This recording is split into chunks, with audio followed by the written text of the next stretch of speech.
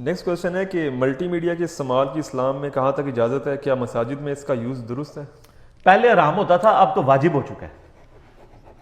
آپ دیکھ لیں وہ علماء جو تصویر کو حرام کہتے تھے، اب جب تک کیمرہ سامنے نہ آئے وہ سٹارٹ ہی نہیں کرتے، تو واجب ہو گیا نا. بلکہ ایون اگر تصویر نہ صحیح آئی بھی ہو تو وہ ڈانٹتے ہیں میڈیا کے لوگوں کو کہ مجھے آپ نے کور نہیں کیا.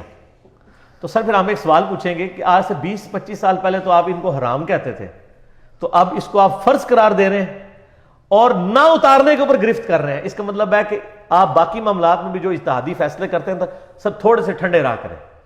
آپ جب بھی فتویٰ دیں تو آپ یہ کہا کریں کہ یہ میری رائے ہے، غلط بھی ہو سکتی ہے. کیونکہ میں آپ کو بتا رہا ہوں کہ اشرف تھانوی صاحب کا بھی فتویٰ تھا کہ سپیکر میں نماز نہیں ہوتی، اور احمد بریلوی صاحب کا بھی فتویٰ تھا کہ سپیکر میں نماز نہیں ہوتی. مرتے دم تک انہوں نے اس سے توبہ نہیں کی ہے. اور آج جو بند بریلوی انہی کے ماننے والے علماء ہیں جو ان کو مجدد مانتے ہیں، وہ سپیکر کے بغیر سٹارٹ نہیں ہوتے. اور اس لیول تک ہے کہ مسجد میں 4 نمازی بھی ہو تو باہر کا سپیکر لگا کے گھر میں بیٹھے ہوئے لوگوں کو تقریریں سنا رہے ہوتے ہیں. ٹھیک ہے، تو سر پھر ہم ایک سوال کریں گے کہ آپ کے بزرگوں کو چاہیے تھا نا کہ اس وقت کہتے کہ یہ ہم جو حرمت کا فتویٰ دے رہے ہیں یہ اجتہادی فتویٰ ہے، یہ نص قطعی نہیں ہے. عین ممکن ہے کہ ہم اس معاملے میں غلط ہوں تاکہ آپ کو اب شرمندگی تو نہ اٹھانی پڑتی. اسی طریقے سے جو ویڈیو کیمرے کا مسئلہ ہے، علماء عرب کو تو پہلے ہی سمجھ آ گیا تھا. 70s 80s میں ڈاکٹر اسرار کو، طاہر القادری صاحب کو، ڈاکٹر طاہر القادری صاحب، ان لوگوں کو اس زمانے میں جو باتیں سمجھ تھی ہمارے باقی مولویوں کو اب آ کے سمجھ آئی ہیں. سعودی علماء کو اس وقت یہ چیزیں سمجھ تھی، انہوں نے اسی وقت فتوے دیے تھے کہ یار یہ تو وہ والی تصویر ہی نہیں ہے. میرا یوٹیوب پہ کلپ بھی ہے، اسلامک رولنگز آن پکچر، تو آپ دیکھ لیں. تو اس میں میں نے دلائل دیے کہ یہ تو نبی علیہ السلام بھی آئینہ دیکھتے تھے، یہ تو عکس والا معاملہ اس کے ساتھ آتا ہے. وہ تصویریں اور ہیں جن کی عبادت کی جائے، جن کو تعظیم کی نیت سے لٹکایا جائے، وہ احکامات بالکل ڈیفرنٹ ہیں. ورنہ تو بت بھی کسی درجے میں جائز ہیں. بخاری مسلم میں کہ حضرت عائشہ گڑیا سے کھیلا کرتی تھی، تو گڑیا بت نہیں ہے، گڑیا انسان کی شکل کی ہوتی ہے نا. تو لیکن بچے چونکہ اس سے کھیلتے ہیں، اس کی عبادت نہیں کرتے، رسپیکٹ نہیں کرتے، لہذا وہ بت کے زمرے میں نہیں آئے گی. تو اگر بت نہیں آتا بت کے زمرے میں تو تصویر تو وہ چھوٹی چیز ہے اس کے مقابلے میں. ہاں اگر کوئی اپنے بزرگوں کی تصویریں لگاتا ہے، ان کو ہار پہناتا ہے اور ان کے سامنے یوں کھڑا ہوتا ہے، وہ والا معاملہ غلط ہے. تصویر فی نفسی غلط نہ ہوئی، چھری فی نفسی غلط نہیں ہے. چھری سے آپ علماء دین کی خدمت کے لیے مرغی ذبح کر کے ان کا اکرام مسلم کر سکتے ہیں، اور اسی چھری سے کوئی عالم دین ایک عام بندے کو درجہ شہادت پہ بھی فائز کر سکتا ہے. ٹھیک ہے نا. تو وہ درجہ شہادت پہ فائز کرنا وہ غلط ہے، اس کی اکرام مسلم کرنا تو بالکل ٹھیک ہے. فی نفسی چھری غلط نہیں ہوگی، ٹی وی بھی فی نفسی تو غلط نہیں ہوگا، اس کے استعمال کا مسئلہ ہوگا. تو ملٹی میڈیا بھی ٹھیک ہے. آپ دیکھ لیں سب سے بڑا ہنگامہ کھڑا کیا تھا دعوت اسلامی والوں نے. میں خود دعوت اسلامی میں رہا ہوں. پرانی فضان سنت، ہائے ہائے ہائے یاد آ گئی. میرے پچھلے دنوں کلپ بھی ہے جس کے شروع میں لکھا ہے کہ نبی علیہ السلام خواب میں انہوں نے فضان سنت اٹھائی بھی ہے، اور بڑا اس فضان سنت میں جس پہ نبی علیہ السلام خوش ہوئے تھے لکھا ہوا ہے کہ تصویر بنوانا حرام، بنانا حرام.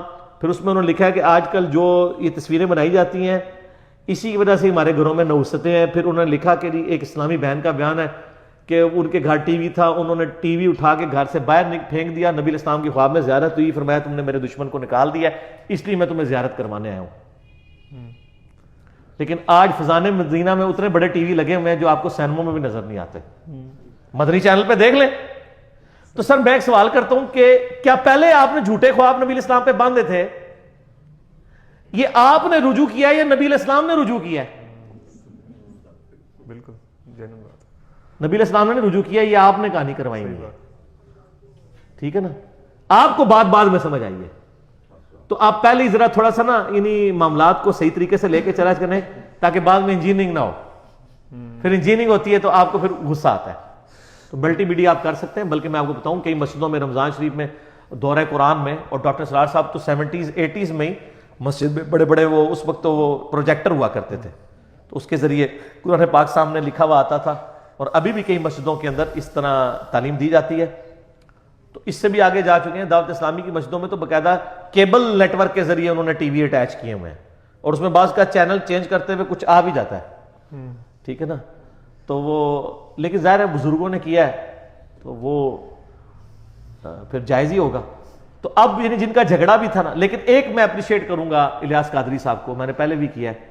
الیاس قادری صاحب میں یہ حوصلہ ہے کہ انہوں نے جب ٹی وی کیمرے کے اوپر اور ٹی وی چینل کھولا نا تو انہوں نے آفیشلی ایک پوری کتاب لکھ کے نا اپنا رجوع اور توبہ ریکارڈ کروائی ہے. لیکن سر یہ توفیق نہ کسی اہل حدیث عالم کو ہوئی ہے نہ کسی دیوبندی عالم کو. شیعہ تو پہلے ان چیزوں کو جائز سمجھتے تھے, انہوں نے تو کبھی اس پہ جھگڑا کیا ہی نہیں ہے.